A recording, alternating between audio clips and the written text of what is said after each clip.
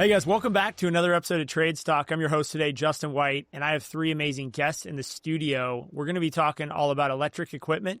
We're going to be talking about robotics and truly what I believe is the future of landscaping. We've all seen the trends in our industry of people such as K&D and other companies moving from gas to electric, the benefits of that. And now it's kind of phase two of that transition where we're going from electric to automated, and we're doing automated robots for lawn mowing specifically. And really, that's what we're going to talk about. We're going to talk a lot about the new products coming onto the market in 2026 and specifically focused on the Kress Voyager and what the Kress team has in store. So I've got three guests, like I said. I'm going to start off introducing them. We've got Grayson, the owner of Lawn Capital out of Georgia. We got Todd Zimmerman, who is the VP of Product and Sales at Kress. And we have Butterley over at Kress, she's like all things PR, all things promotions, all things marketing. If you see those amazing Kress videos on YouTube or the Instagrams, Meg's behind pretty much all of those. So happy to have all three of you guys on the show. Welcome to Trade Stock, guys. Thank you. Thanks for having us. Thank you, Justin. Thanks. Yeah, thanks for having us. Right on, guys. So Grayson, I want to start with you. If you could just give us a quick little intro about your company and what you do over there at Lawn Capital. Yeah, my name's Greyson Walldorff with Lawn Capital. Started the business about 10 years ago, and we started transitioning. We're a full-service landscape maintenance and construction company based out of Atlanta, Georgia. Half our business is maintenance, half of it is construction. On the maintenance side, about say 2023, we started messing around with going electric and got our first set of Kress. It was end of 2023, and really throughout 24 and through this year, we've transitioned about 90% of our maintenance operations to all electric, and that's everything from the fleet, the vehicles, all the way through all the pieces of equipment. So we've been doing this at scale. We've been ramping up our property size that we're taking on, and learned a lot through the last 2 years. And it's amazing how much stuff has progressed technology-wise, even the last 2 years, and how capable the equipment is. Awesome. I'm going to come back to you too. I want to start off a little bit about that benefit to customer, what you've seen there, Grayson. But before we do that, Todd, I'm going to come to you. Todd, welcome to the show. You're a returning guest here to Trade Stock, and exciting to have you back. Tell us a little bit about your role over at Kress and what you guys have been working on this year. Sure, Justin. It's great to be back, and thank you for having us on again. So I've been in the battery technology industry for almost 30 years. And when I joined Kress, they just started looking at how to get into the landscape industry with battery innovation. And that's why we're here, not only with battery innovation, but innovation in robotics.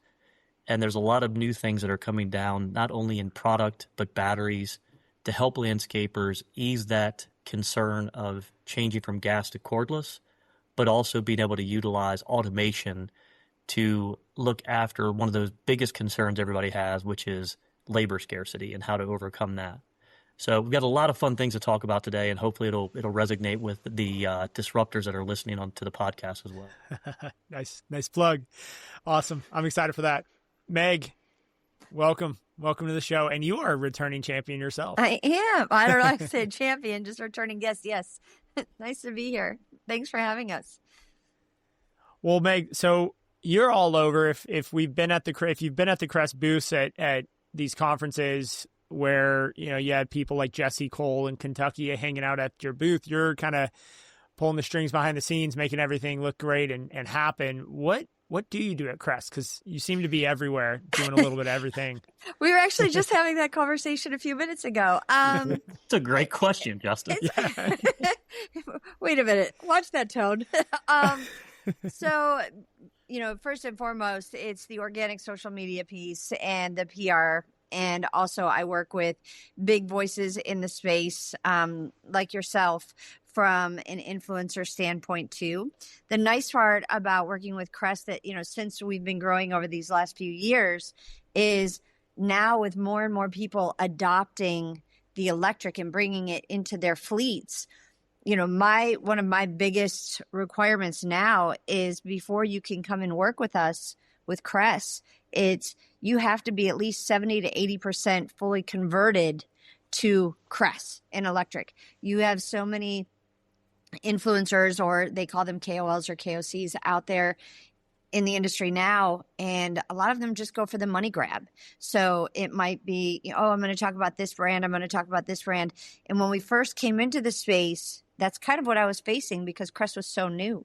But now more and more people are adopting it and more people are seeing it. And it's such an exciting time to be in this space, especially in North America. I mean, as you know, over in Europe, they've adopted, early adoption is more so over there, but now seeing North America really jump in, it's great because now I can set those boundaries and say, unless you're already here with us and you're using the product, I'm not going to have a money grab situation where you're using this brand for this and this brand for this. And oh, by the way, here's Kress.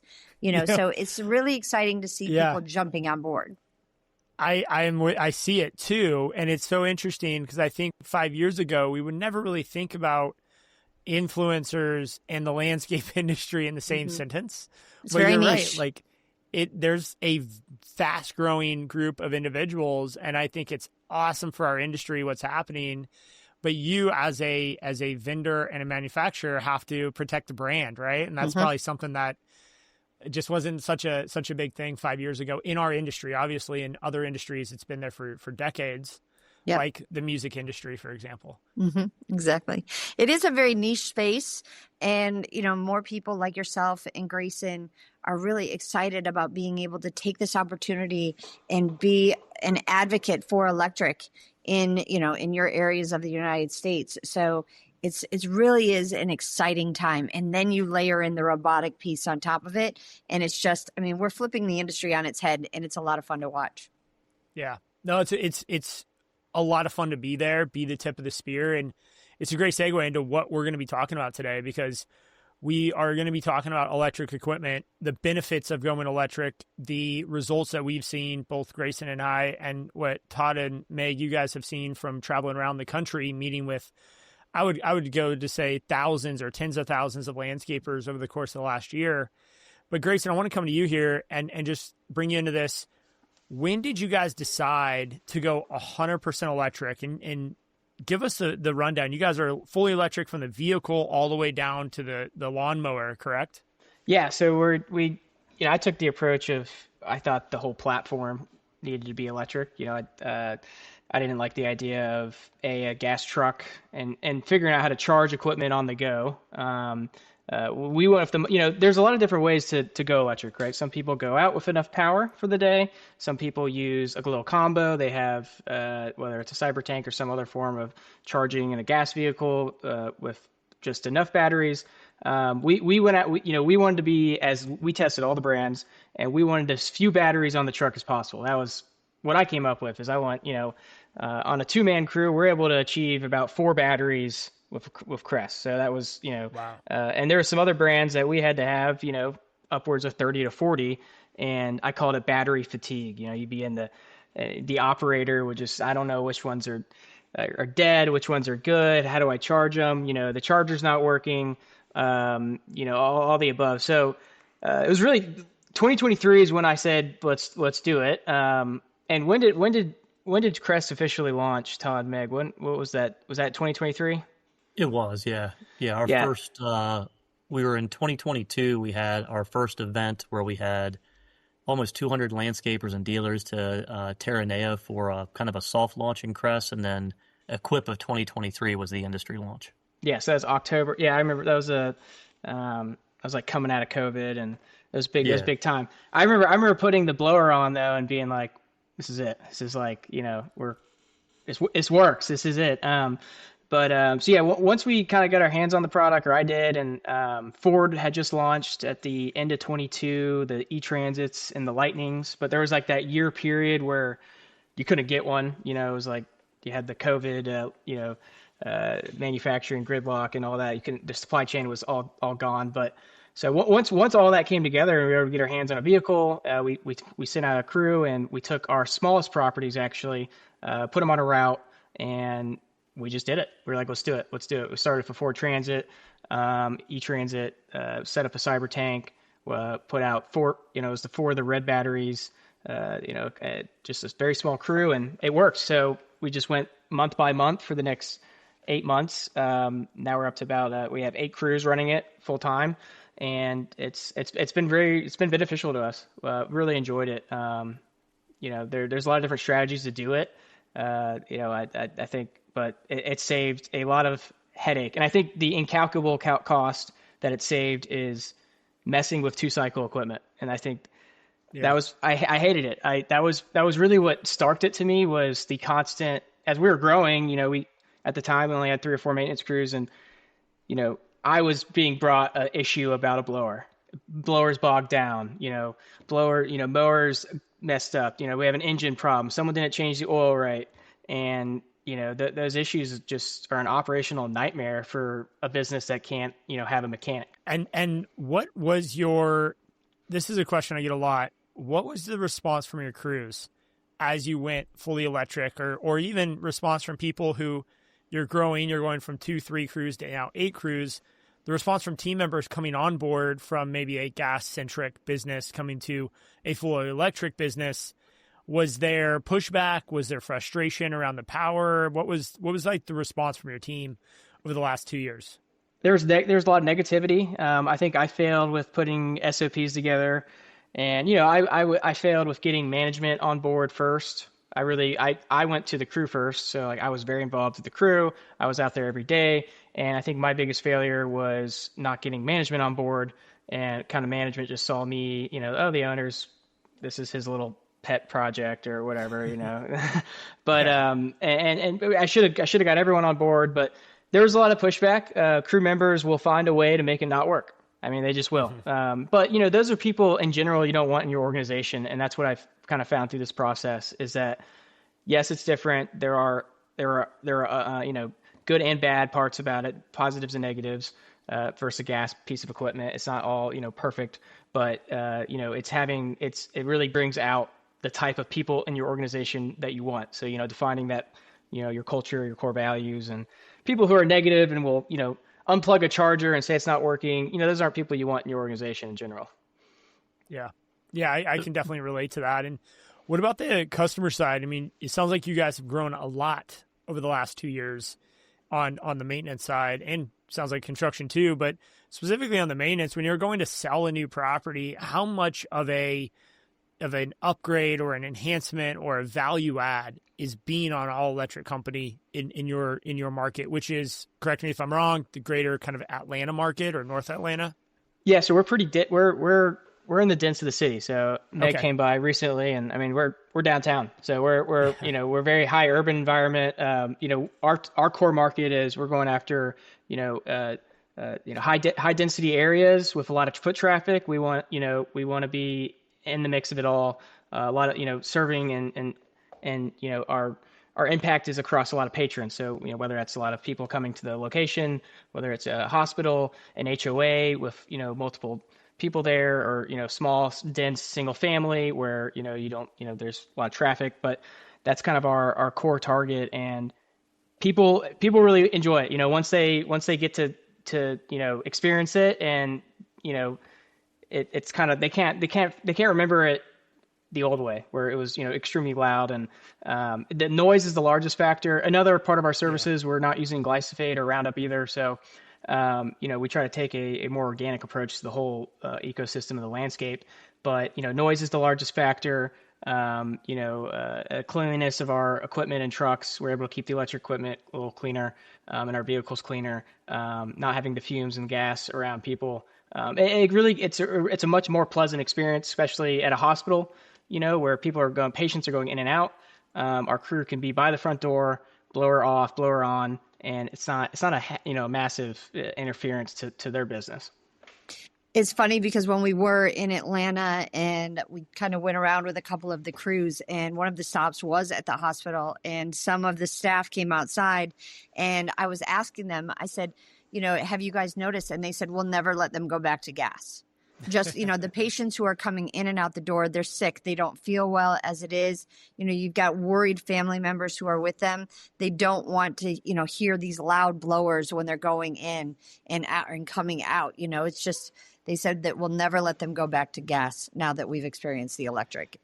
The blowers are just, they are they are awful. I've become such an old man. I'm 29, the gas but blowers are awful. Hold correct. on. The gas blowers are awful. Gas Yes, blowers let's are clarify. awful. It's an epidemic in the city. I mean, it's it's every establishment has a different a company that serves them, and there's different times a day, and it's just nonstop. And the decibel levels are, I mean, it's like you're at an airport. And you can't even, it's unmanageable.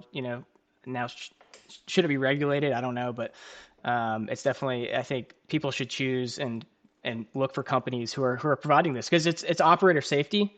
I mean, if it's that much of a nuisance to you and you're 100 yards away, I mean, imagine being right up in it.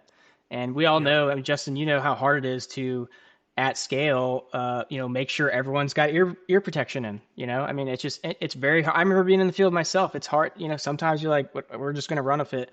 And the effects of that are, very impactful. So I think it's very important for operator safety, and people should make a conscious decision when purchasing these services of choosing providers who take that seriously. Because I think it's becoming pretty apparent whether a company is choosing to use these products or not, because you're making a decision to not put your employees in a better, safer place. Yeah, and what we've found too is the people don't realize just how loud the gas blowers are. Grayson, you said this is until they're gone. Yeah. And then they go, wow, like I really didn't realize how loud and obnoxious and polluting they are from a noise perspective. And we're all for being a green company and creating a sustainable economy and industry in the landscape industry. But at the same time, we have to go to what our clients care about most. And we're in the middle of, this mecca of California that is the Silicon Valley. And so we have probably the most progressive, I'll use that term, legislation around electric and gas equipment, where in just, 2024, they passed the ban on gas equipment that was manufactured after January 1st, 2024. Can't be sold in California, small equipment. And so everyone says, oh, you went electric because you're in California. I was like, you would be amazed. When we bid properties, we are almost always, except rare cases, the only company that is fully electric that are providing services at scale.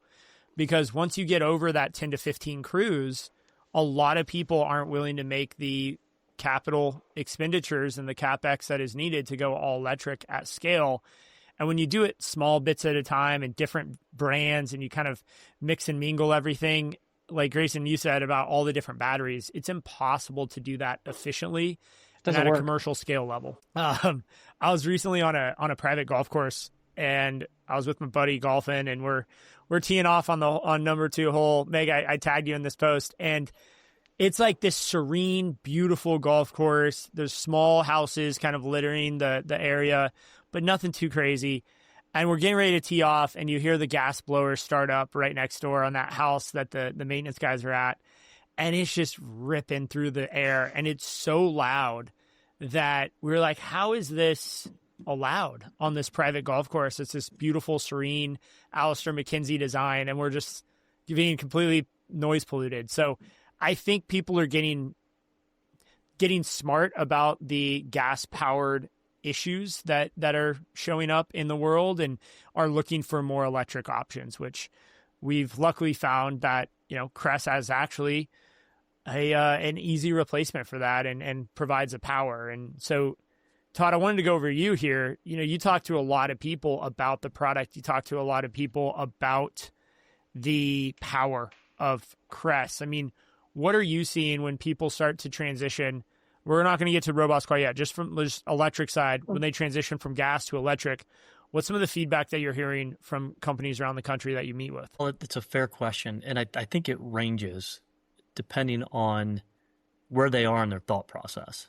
The first piece of it is exactly the same thing that you and Grayson had touched on. No one believes that a battery product can have the same power or more power than a gas product, right? They're stuck in this gray area of gas is the most powerful, and it always will be. And then all of a sudden a battery technology comes out that gives you more power than gas on every product, every handheld product, except for a backpack blower. We're equal to the best-selling backpack blower out there as far as power goes. Hey Todd, then can I ask you a quick question? Because Grayson and I both can sit here and we can agree with you, but I think a lot of listeners hear that statement, we're equal to the power of a gas powered blower, and they just they go, he's not talking about the blowers I use. So how do you guys measure power on that point, and what kind of research or data can we point the listeners to when maybe they're not necessarily believing everything that we're saying about the power? And how do you address, I guess one thing also is runtime. I think that's, power is obviously a big thing, but I think runtime is really the dagger, right? Yeah. So and that's where we start to see the other piece of the feedback, right? So from spec to spec, right? For a gas backpack blower, we built ours to be a comparison to the BR700, the steel BR700, right? When somebody talks about power of a backpack blower, they're referring to the air power or the CFM that it generates. That's what kind of everybody goes, oh man, that's got a lot of power. It's not the miles per hour, but how much wind can it generate to give you the power? Is that measured at I know there's a measurement of tip CFM, right? You might know this better than I do. It's from the tip of the blower versus at contact or something. Is that true? It is. So the way the standard for mowing, the regulatory standard for measuring CFM is the nozzle has to be, I'm going to make this number up because I don't remember exactly what the number is, whether it's 1 foot to 2 foot off the ground, and it's the amount of air that presses against a scale, right, over a given time period. And then that basically gives you a mathematical equation to get to your CFM. Okay. Right? And CFM means... cubic feet per minute. Gotcha. Right? So when everybody refers to the power of a backpack blower, they're always referring to cubic feet per minute. Our KC500, which is one of our hero products, is 900 CFM, compared to a BR700, which is about 800 to 850 CFM, right? And then you can just look at that. So if you're truly looking at what a backpack blower can do, you can measure ours just by simply looking at our CFM spec against any other gas backpack blower that's out there. Right? Now, are there other gas backpack blowers that are out there that are more powerful than we are? Yes. Right? There's a BR800 from Steel. There's an Echo one. But when you look at the most popular one sold, it's in that BR700 range, BR600 to BR700 range. So when we talk about power, that's what we mean. So we're equal to, in a backpack blower, the same power that a gas one has. Have you ever tested, as the product depreciates, so a gas blower becomes less efficient, obviously, by month 6, it starts bogging down. How efficient is a BR700 on after first season of use versus, because that's one thing I love about the electric Kress products is we had to replace a few straps or something, but the thing's still just about as powerful. But if I go a 2-season-old gas blower, I mean, that thing there's no way it's running at the, whatever spec it was, spec'd at. There's just no way. Yeah, so what you're running into is the difference between using an engine, right, and everything that clogs an engine, whether it's the air filter, the spark plugs, you're mixing the oil the wrong way, all of that starts to deteriorate over a certain amount of time. When you have a cordless product, you're using a brushless motor, and there's no deterioration to a brushless motor, right? When you pull the trigger, you get instant torque. When you pull the trigger on a gas blower, it's got to ramp up. When it hits its peak torque, it all of a sudden goes back down, almost like a big roller coaster. You climb up the hill, and then it just drops straight off, right? When you're looking at using a brushless motor like we do on all of our products, you basically hit that peak, right, at that top of that climb, which is your max, your peak power, and then you level off, right? You don't go down this drastic slope from a performance drop-off. So, if you think about it, when you're in a gas car, gas truck, you just stomp on the gas, right? And it takes a minute to get up to speed. Do that same thing to an electric car. You stomp on the gas, and you're thrown back in your seat like G-forces hitting you in a jet, That's the same thing you're getting with Kress cordless equipment. You pull the trigger, and you get instant torque, instant power right away. That instant power is like a millisecond, then it levels off to its constant power. And that brushless motor doesn't give out. There's nothing to deteriorate it. There's no gas, there's no oil, there's no air filters, there's no spark plugs. You don't have to worry about pulling or ripping a cord. There's no maintenance to it. So you get the benefit of that. Even from a landscaper standpoint, when you guys were talking about some of the challenges of converting, well, some of the things you've got to take into account, like Grayson and Justin and Blake has jumped on as well, right? It's the benefit of lower maintenance costs, right? That person that was dedicated or is dedicated or had been dedicated to maintaining your equipment can now maintain a truck versus the equipment, right? Something that needs to get you around every day versus worrying about a product that should be up and running. So that's really where the biggest thing comes in, is having more power than gas, except for a blower. And we have a blower coming out in the next 6 months that will be even more power than where we are today. But then, Grayson, to your point, it gets to the runtime aspect of it. The Kress solution, we looked at it a lot differently than most manufacturers because we were coming into the market new, and we didn't want to or couldn't afford to be like everyone else. If we were just a standard lithium-ion battery, quite honestly, all three of you on the call probably wouldn't be talking to us because we'd be the same technology that's out there today and with all the same challenges that you mentioned, right? Grayson, you said during your transition period, you tried all different types of battery options, anywhere between 20 battery packs to 30 battery packs or 35 for a crew, for a two-man crew to get through a day. And being able to know what batteries were charged, where weren't, how to charge them overnight, how to, who's going to be in charge of it to make sure they're charged, ready to go for the next day. So we looked at it completely different and said, how do we maintain or provide landscapers constant energy during the day so they can always be able to charge their batteries during the day and not have to worry about managing so many battery packs overnight? And that's where our cyber tank came into play. Our cyber tank is just like a portable phone charger, right? Probably 98% of Americans have a portable phone charger because your phone's always in your pocket, the battery runs down, you plug it in, it charges back up. Our cyber tank is exactly that. It is a portable charger for your product. You charge it up overnight, you've got a tank of energy during the day, which now becomes your DC to DC charger. So that way, when your crews are out, they have a way to charge using that cyber tank in order for them to always have constant energy. So what's that help us out? It's the same thing, Grayson, that you just said, right? Your two-person crew can now use 4 batteries. And why is that? Because during the day, they can swap them out. And there's not a product that we have that the battery will drain faster than that cyber tank can charge the battery. Right? Our cyber tank can charge an 11 amp hour battery pack in 8 minutes on flash charge, right? 8 minutes.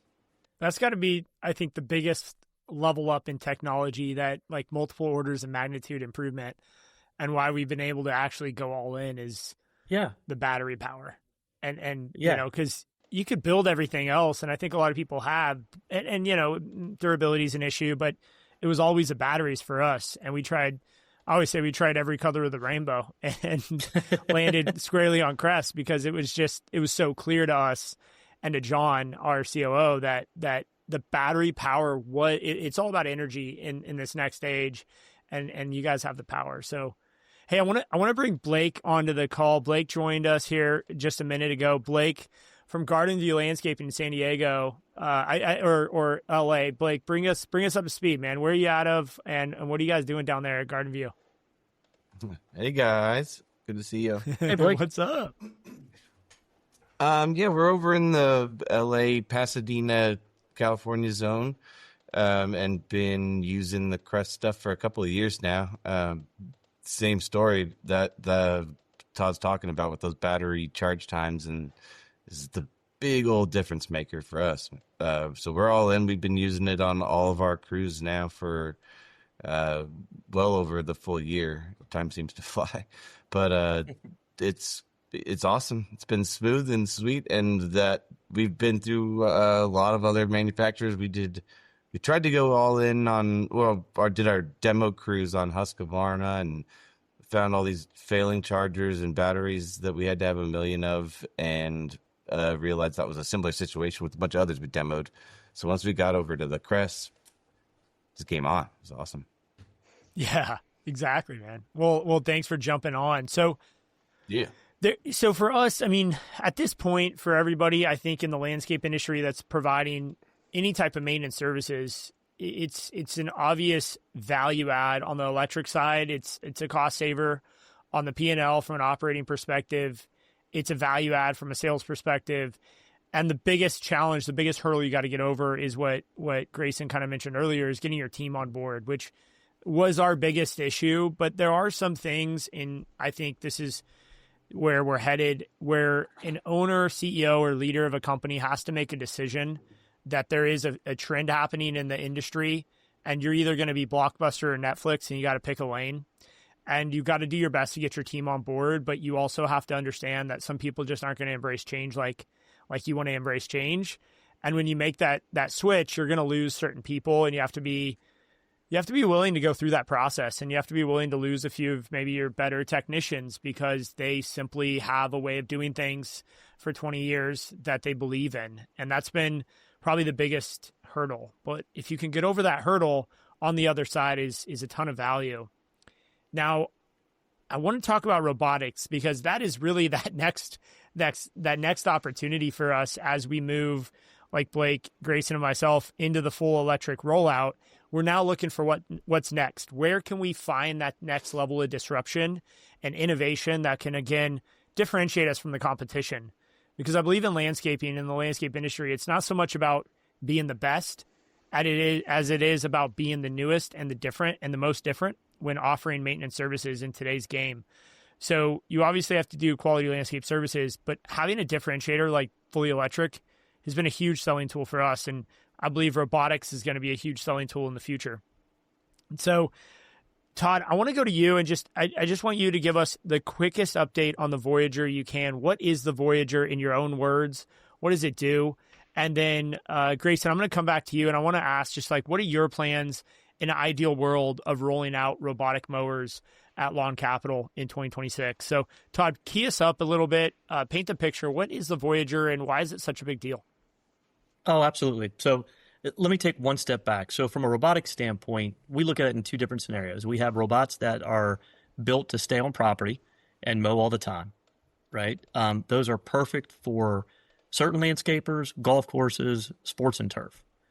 Now, Voyager is a whole different type of robot. It is meant to be with a crew and be your next crew member. It's essentially we took all of the technology of a self-driving car and put it into a ZTR to create the first fully autonomous 40-inch robotic mower. This unit is built like a ZTR. It is meant to go and cut once a week, just like a landscaper would do today, so no change in their operational procedures. What they will do is they can either sit on the Voyager and map out a property or use a mapping cart to map that property out, save it. It's a one-time installation. After that, when they pull back up the next time on their trailer, it will geolocate. It'll say, okay, I'm at Justin's property. Yes, hit yes. Landscaper will drive it off just like they do a normal ZTR. However, they'll put it on property, hit start, okay, and now the robot will be mowing by itself. Now, what that allows is a 3-person crew to become a 2-person crew, right? The person that's on that mower can now do something else. You can pick up more properties. They can do other more high profile, more detailed work, areas that drive more profit for the business overall. But now with using fully autonomous, you can make the least profitable part of your business one of the most profitable parts of your business. That's I think the biggest opportunity, what you just said, right? Is like the least profitable, which is a mowing, which you just have to do, to actually creating a profit center in the mowing and that being an entry point for price perspective. So thank you for that kind of frame on that, Todd. Grayson, what's your thoughts on this as you hear Todd talk about an autonomous solution that is going to the property, mowing the property with our crew as a side-by-side, what we maybe call a cobot in manufacturing? I think it's the future. I mean, I'm extremely bullish on autonomous and robotics in general. We got in our household, we use FSD Tesla, so we're using it every day. Used it this morning, so we're big on it. I think it's it's coming, it's happening. I want to get my hands on one. Curious, when that will be. But we've used a few. We have a few of the called crawlers. We use it particularly in our athletic field portfolio. We use the 237s. We got those last year or this year, and we're starting to pick and choose properties for next year. Because our biggest issue has been on the large mowers side for us. Because as we're making CapEx decisions, it's we have not been happy with all the tests we've done. That's really been our hole in our asset catalog. It's like, what are we buying for these mowers? You got the big brands with $30,000-$40,000 mowers. You got that's been hard. And Kress doesn't offer it, obviously. So what do we do? And they're so expensive, and then you got to put a person on them.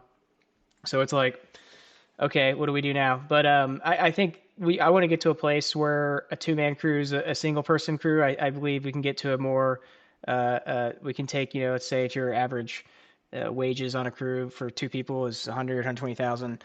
And, can we get down to one specialized guy who is making a lot more money and is highly more trained and is technical on, we can get to a more technician place in the industry versus like I've been in the business 10, 11 years, started it when I was 18, just mowing grass by myself. But like, there's always been this term of just labor. We need labor. Yeah. I need a laborer. I need essentially like a ditch digger. I need a guy on a mower. And like that's, I think for this industry to evolve, like that's got to end. So to get there, we got to eliminate some of those tasks that require this laborer or this which essentially is just a non-skilled body, right? Like someone that's just not skilled. And we got to get away from that.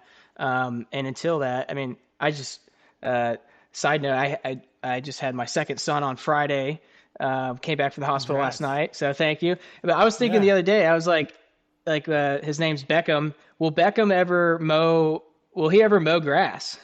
I'd be curious, Todd, do you think in 16 years, like there will even, I mean, I don't believe he'll ever drive a car. Probably. He'll probably be out there, being at a Tesla, family Tesla. Waymo, yeah. Yeah. I mean, there's already Waymos in Atlanta. It's crazy. I mean, they're everywhere. Will he mow grass? Like, do you think, will there be push mowers in 16 years? I mean, I don't know. Yeah. I mean, I think there's 2 big things, right? It's the inherent operational cost savings of using something like Voyager, and then the labor shortage that's going to continue. Right. There is not a lot of young people that are growing up going, man, I can't wait to jump on a ZTR and be in lawn maintenance, for my career. It takes somebody like everybody you guys are on the phone, right? Grayson, Justin, Blake. It takes somebody with a vision that is open to changing the way things are done to get people excited about maintaining lawns, right? And then also thinking about their employees first versus the equipment first. So that's where the biggest benefit comes in with using cordless, right? It's an employee first type of approach because their health is going to improve, their experience is going to improve. When you add Voyager into it, a fully autonomous robotic mower, if we look at it, Grayson, you touched on it, right? You said for a 2-man crew, it's 110, 120,000, somewhere in there for a labor, right? Once you buy a ZTR, you have inherent operational costs. Let's just call it $55,000 for the guy that's on the mower, right? That's all in. You've got whatever your gas cost is. We might be high, we might be low. Say it's $7,000 a year in gas and $3,000 a year in maintenance, right? Now maybe the first year is a little bit less, but the second year when you're starting to change, belts and spark plugs and air filters and everything else that goes wrong with it, let's just call it $3,000. So you're $65,000 in for operational costs for just a ZTR. The Voyager's suggested retail is $60,000. right off the bat, you're saving $5. No matter what you do, just an operational cost, you're saving $5,000. But if you look at that over the course of it, an average ZTR that you guys, like working with you guys, it's roughly $15,000, right? So we'll just call the operational cost of a Voyager the 60 minus the 15. So you're $45,000.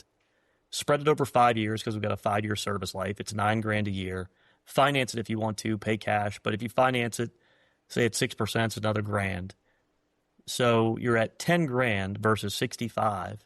You're 80 to 85% operational cost savings, right? So now your least profitable piece of your business now becomes one of the most profitable pieces of your business. All right. So you guys have known Kress for a while. We don't do things normally, right? We never come out with something and go, hey, let's just see what we can do, right? So if you have the opportunity to go completely cordless with using Voyager, why wouldn't you want to open the market up and take share by going in and lowering your service cost by 20%, right? Because you're still going to have 20% profit in your pocket by going completely cordless, and go in and lower your service cost and just take all the business from your competitors. So you think I could lower my pricing by 20% and maintain the same margin by acquiring. So let's say if I had a 2-man crew, I could lower my prices by 20% if I eliminated a person.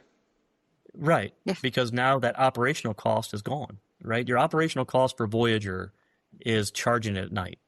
Mm-hmm. And that might cost you $100 a year. Well, let's be honest. Right? I mean, this is a mower, so like, I mean, what it's going to hit? Is it going to hit something? I mean, what is it going to break? Are we going to have repairs on it? I mean, what's the? Sure. Now, right, it's a mower, but there's no engine, right? There's no oil filters. There's no mix. There's no spark plugs. There's no filters. There's no belts, right? It's direct drive. So will there be maintenance on it? Yes, you're going to have to change blades just like you do today with the mower. Anything else other than that is potentially electronic, and it's completely fixable with either through a diagnostic tool to understand what's going on. But other than that, it's from a true operational standpoint, the only thing that moves on it is the deck up and down, the wheel drive motors, and the blade drive motors, which are all direct drive. So tell me why would I pick the Voyager over spending $65,000 in crawlers? Just out of curiosity. What's a crawler? Your the stay on site mowers. The cut and stay. Mm-hmm. Yeah.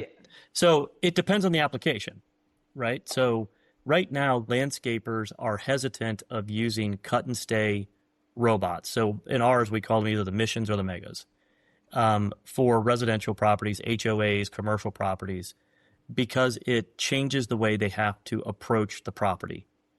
Here's what I mean. Today, when a landscaper rolls up with a gas ZTR, they cut it once a week, right? If they change their behavior and all of a sudden they put a cut and stay on these properties, that mower's there and cuts every day of the week, okay?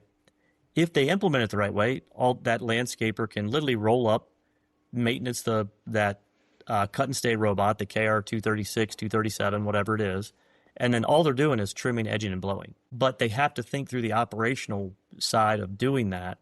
And do they have a technician that they can dedicate to each of those individual robots? If they have 12 properties a day, it's meant to stay on property.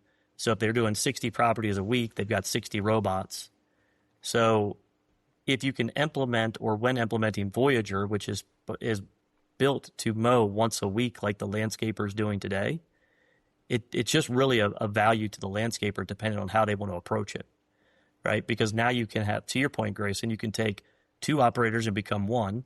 That operator now becomes the technical piece for your robot, but is now also the one doing your detail work around the property. So overall, in the life of it, it's going to be a cost savings because you have one robot replacing 60 from an overall implementation standpoint. You're also increasing quality. I mean, there's a quality aspect to this. Yeah. And Grayson, like to your point, when you said, you eliminate that second person, we don't necessarily look at it as eliminating. We look at it as you have the opportunity because, you're able to branch out more so in the market. You have the opportunity to create another crew that can handle more properties for you, just upping that income that much more. There's a massive move to consolidation obviously, in the landscape industry through private equity and other Mm-hmm. large players. And what I've noticed with them is they are finding ways to improve synergies and reduce their overhead costs and get more competitive on pricing as the main tactic around their organic growth. And so most of their playbooks involve a large amount of acquisitions and then a 10 to 12% year-over-year organic growth in recurring revenue. The way they've been able to accomplish that organic growth by and large is through price reductions and offering price savings to the market and then recovering those reduced prices through reduced overhead burden of each branch because they have, a larger platform to spread the overhead across. So we're seeing gross profit margins be suppressed across the industry through larger private equity and capital-backed platforms. But what's happening is they're hitting a foundation within this pricing structure that does not allow them to go any lower. And inflation and cost increase and software and everything is catching up. So as inflation and cost of wages go up and large strategics start to bring their pricing down, they're meeting a concrete foundational level that they just cannot go lower. And this is the opportunity where the small operators, and I use small, kind of like 500 employees and less, have an opportunity to leverage robotics to actually get under that price point and provide higher quality of service with better wage pay and more engaged team members and at a lower price to the customer. Ultimately, this isn't a 2 or 3 month thing. This is more like a 24-month cycle that we have to kind of work into. It's a little bit like the power curve on a 2-stroke, unfortunately, Todd. Like we kind of got to build up to it. But once we get our teams and our techs and everybody trained out and we get our robotics programmed, I think this is like late 2026, we're going to see this pricing differential show up of people who have leaned into autonomous, first electric, then autonomous, and have leaned into the innovation, whereas larger, slower moving companies, just look at the top 50, I think, in the lawn and landscape list, are going to have a harder time keeping up and catching up. So this is the age of what I would call the small business opportunity in the landscape industry. And, Blake, I'd love to come to you here. What are you guys thinking? How are you planning to leverage robotics? Is this all hype, or is this something that, and is this something that you believe is truly the future? No, I've gotten to see the Voyager a couple times at the demos, and they actually brought it out to one of our sites and have been doing twice or I think 3 times now doing some demos and tests. And there's still a little bit of couple small bugs to work out, but the power and the potential is awesome. The thing that's been crazy for us in California, being mostly HOA and commercial focused, turns out the state made our turf illegal. So we've only got like 2 years left of mowing the stuff pretty much before we're not allowed to have it anymore at any of our HOAs. It's as of January 2029, they're not allowed to have any non-functional turf. And as of 2028, January, commercial properties can't have non-functional turf. So, to be honest, our focus has been looking down the line of, crap, how do we help all these people comply? And what does my capital expenditures look like? What kind of, 5-10 year investments am I making in equipment that I might not be needing because I won't be having the turf to actually mow? So are they going to make them get rid of their lawns? Yes. Like completely eliminated that. Like, so if you have a lawn, you're not grandfathered in, you have to put in the money to change it out to something that's acceptable. Currently, however, they're trying to boost with massive turf replacement rebates. So there's like a $7 rebate of per square foot right now for only for the next few months of people getting applications in. But yeah, they're making everybody take their grass out and go to sustainable landscapes, I guess. I think it's a pretty crappy idea. It's really funny, and the coupled with the fact that we just had all the fires down here, it's like, yeah, what could go wrong? A whole lot more dry plant material and less hydration in the landscapes. I mean, when we saw a lot of properties, is the really well hydrated landscapes, nice big hedge walls, and were the properties that managed to stay standing often in the fires too. So it's wild, but not related to robotics. So. It's an interesting move, though, California is making. And it's this thing, if anyone wants to look it up, it's AB 1572. Like Blake's saying, it's basically mandating the removal of all non-functional turf, non-functional being the key word there. And we're seeing larger HOAs and commercial properties starting to transition these big lawn areas to quote unquote parks and putting in benches or putting in, gathering spaces to get around the legislation.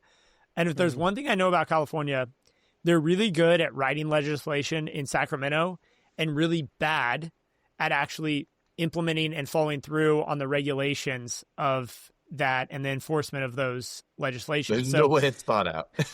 It's so not thought. Like we see this in water and they end up just fining people, but we'll see what happens. It's a very interesting equation happening in California. And, our goals at K&D is, as most people who listen to this podcast know, we're on a mission to grow to $1 billion in revenue. So our sights are beyond California. And so we're looking at different markets and we're seeing different things. But Las Vegas is another interesting market with very little bit of turf. But the turf that is there is definitely required to look amazing because they have so little of it.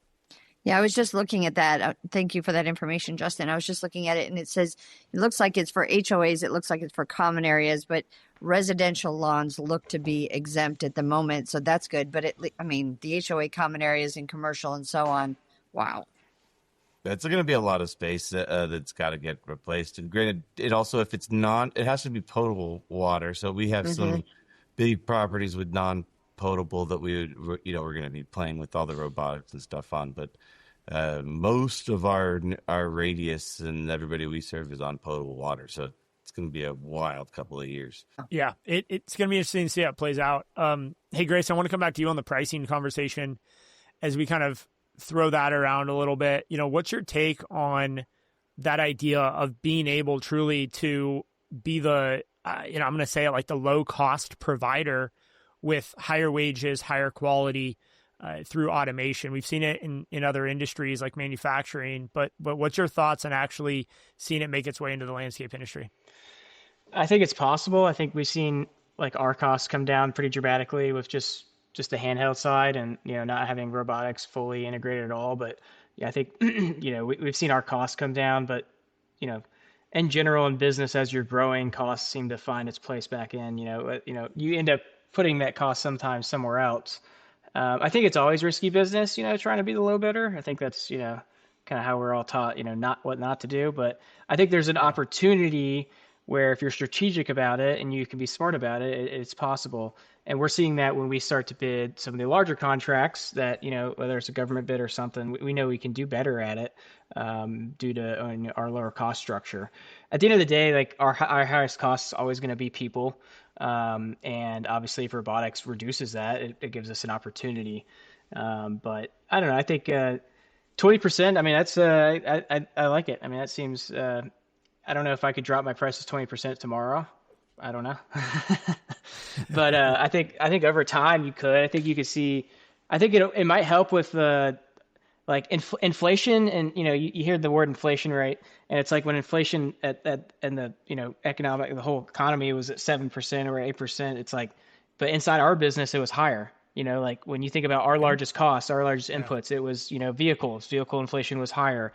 Whether it might have been rent. Your wages. I mean, wages just kept, you had to just raise so high. So like I would have said our inflation was like 15% probably at one point. And I think that could, robotics will help stabilize our pricing as we look forward. And allow us to lock in, better long-term contracts and be more confident in pricing over the long term, which I would have a question. And I have a question for you, Todd. Is robotics going to be a buy one time and it works for the life of it? Like, what's the useful life of this robot? Do I have to pay a subscription for updates? Is this, is it transfer to the next model? I don't know.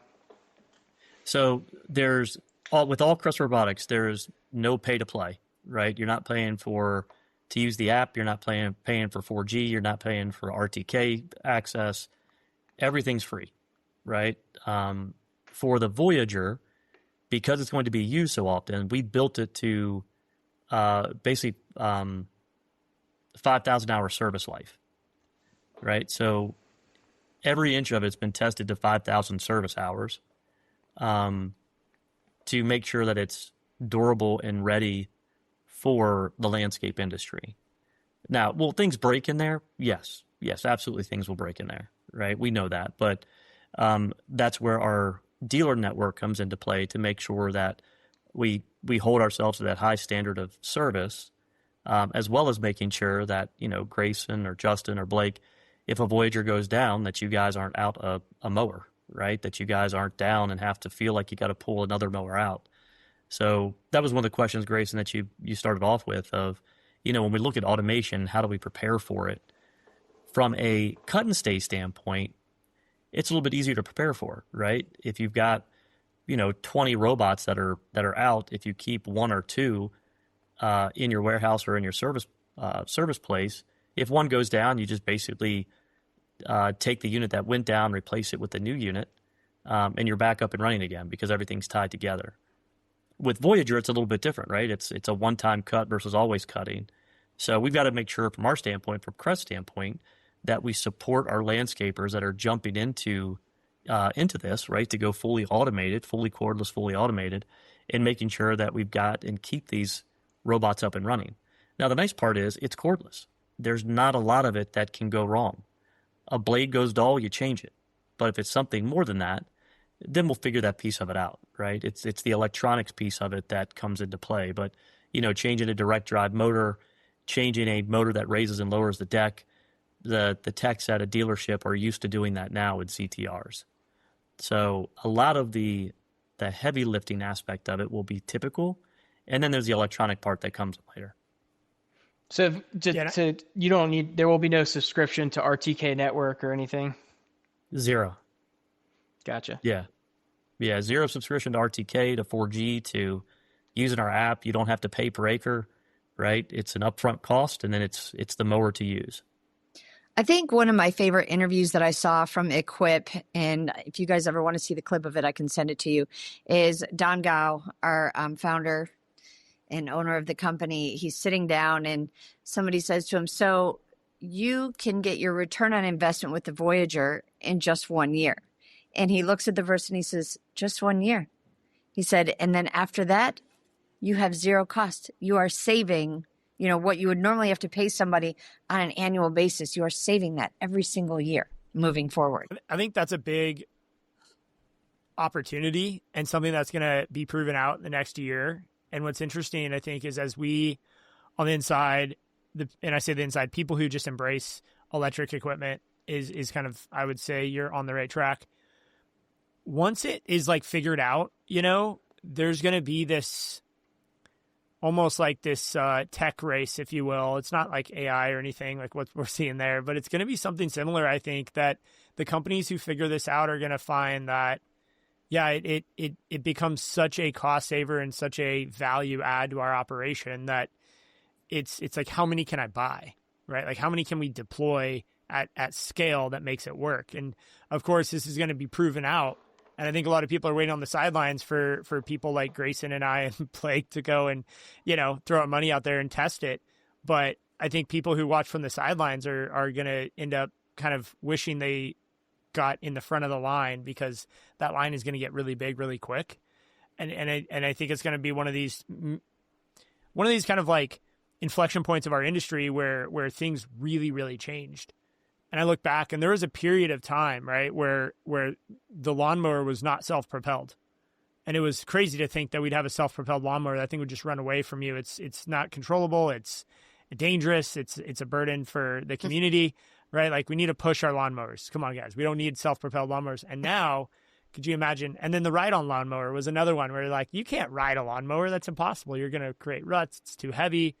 So we've seen resistance at every inflection point, and here we are at, again, robotics, which I think is the most significant change and transformation. And I'm excited to see where it takes us. So I want to go around the room and just get a bit of a closing final thought here. Meg, I'm going to come to you. Oh boy. And then Todd, I'll go over to you. But what's your thoughts as we wrap this up for people listening in terms of electric, in terms of automation, maybe in terms of even PR and marketing? Any advice there? I think, and this is something that I continuously hear over and over again from a robotic standpoint. If you're not at the very least, considering it and looking to see how it fits into your business, you're already falling behind. From an electric standpoint, it's the same thing. I mean, it's here. It's not, 5 years ago where it was just sort of the twinkle in someone's eye. It's here. You have an opportunity, as you say, to be the tip of the spear and to change the industry and to be part of the process. And, if you need anything, just reach out to us because we're more than happy to help you see how it will fit into your business model. Awesome. Yeah. And I think the support side is really key there, and Meg's very responsive. You can DM her on the Kress Instagram app. Todd, coming to you next, closing thoughts. And again, thanks for being on, guys. Oh, absolutely. I'd probably mimic what Meg said, right? It's not that the two biggest trends and the biggest economic thing is in front of us, right? Electrification and automation or robotization, whatever I'm going to say. But there's labor concerns and costs and even availability that plays into it. There are landscapers out there that are just starting to begin to look at what that change looks like or what could look like. All I would ask the landscapers is be open, right? Be open to exploring what switching from gas to cordless does, or switching to automation does for your business to help you be more profitable, retain your workers, right? The benefit to not only your workers, but also to the areas that you're providing or servicing, whether it's hospitals or schools or HOAs. It all helps you become more influential in the market. And there's going to be more and more bids that come out. They're going to specify it has to be X% cordless or X% automated because of people's concerns of noise, right? Whether it's regulated or not, there's going to be bids that if you're not open to change, you're going to start losing because it's going to happen. It's not if, it's just when at this point, right? And with Kress, we will always state we're not perfect. Right? If we don't have a solution, we want to understand what the challenge is. And then if we understand what the challenge is, and we love working with people like yourselves, like Blake, Justin, and Grayson, to see how we can overcome those challenges in order to make it work for your business the right way. Yeah, well said. Yeah, it's one of those things that it's going to change around you, and you're either going to have to react to it or lead the change. Blake, being fellow California member here, the Republic of California, as I like to say, man, what are your closing thoughts on this topic? Yeah, I mean, it's here, and the Kress is who really proved it to me. I mean, when we saw the Teslas coming through, and it was like, man, these are actually pretty bitchin' vehicles, and then that just kind of was the first sign of like, wait, that's a fully useful tool that's actually what the future was, what we were told is going to be at some point. And that meant that other products to me that were coming down the line, inevitably landscape equipment was going to get there. It's just naturally not going to be in the same timeline. But then boom, once Kress kind of made that big last step, as far as I'm concerned, it's there. And so it's been huge. And Grand California forcing my hand a little bit with, in local municipalities insisting on electric equipment made to me, it was a benefit because it kind of forced me into getting to that position in the line, so to speak, as you're mentioning. And I'm definitely grateful for it because it's worked out. And as far as robotics, I mean, this stuff is going to be everywhere, like you're saying. I mean, between whether the AI implications for all of our positions and the fact that all these robotics are coming into play, it's going to be awesome. But it is going to be a wild ride. And as far as this turf stuff goes, it's like I look forward to trying to figure out how to make the most out of that investment, get that 40-inch thing and get that thing going to all these properties as much as I still have, and watching that technology get really defined, and that ability to get through mowed parkways and hopping across sidewalks and over driveways and jumping over little kids and dogs and stuff is going to be a really cool thing to see come together, and it's amazing to see what it's doing. It feels like we're in the future already. It's wild.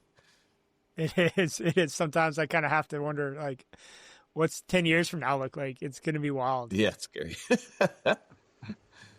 Grayson, rounding the bases to you. Bring us home, man. What are your closing thoughts on the combo, man? I don't think there's like going to be a big, aha moment of like just everything changes right now. It's going to be like a slow build through the market. And, if you're not doing a little bit every year to add to this stuff, whether it's, adding, battery powered equipment or autonomy or, AI, whatever it is in your business, I think, over the next 5 years, it's going to be like, there will be a moment where it's like, oh my God, I didn't do any of this.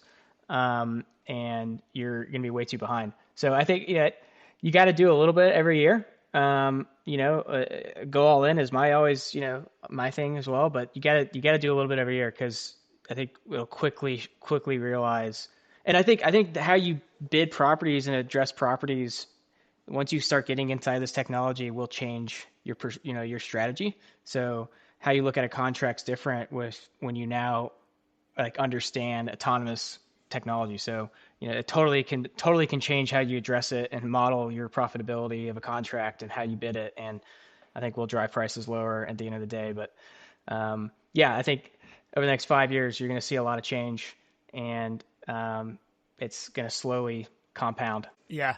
But you're right. It's almost like one of the investment accounts. You do the math. If you put in $200 a month from the age 25, is a lot better than putting $200,000 in when you're age 50. And you don't think about it like that. You just like, I'll just invest a bunch of money when we're ready. But if you're not doing that consistent ad, there's a lot of learning that happens. There's a lot of growing that happens as a culture, as a company, and it becomes a part of your DNA, is what I've found. So, Grayson, I think that's just so well said. If you're not doing the small daily activities to get yourself and your team pointed in the right direction, it's hard to make those big moves and big changes on the path of your company's trajectory to get back on track with the industry and the changes we're seeing. All right, guys. Well, this has been a great episode. I hope everyone enjoyed listening. And if you guys have any questions, feel free to reach out to all of us. I mean, I think LinkedIn's a great place to get a hold of everyone here. Meg, Todd, Blake, Grayson, thank you guys so much for being on the show today. And thank you. Yeah, just thank you. Thank you for having us. Yeah, thank you very much. Appreciate it. Enjoyed it. All right, guys. Thanks, care. guys. Take care. See you. Thanks for tuning in to Trades Talk, where the next generation of disruptors comes to raise the bar. If you got value from today's episode, share it with someone in the trades who's ready to level up. For more tools, insights, and community, follow host Justin White and join the movement at jwhitegroup.com.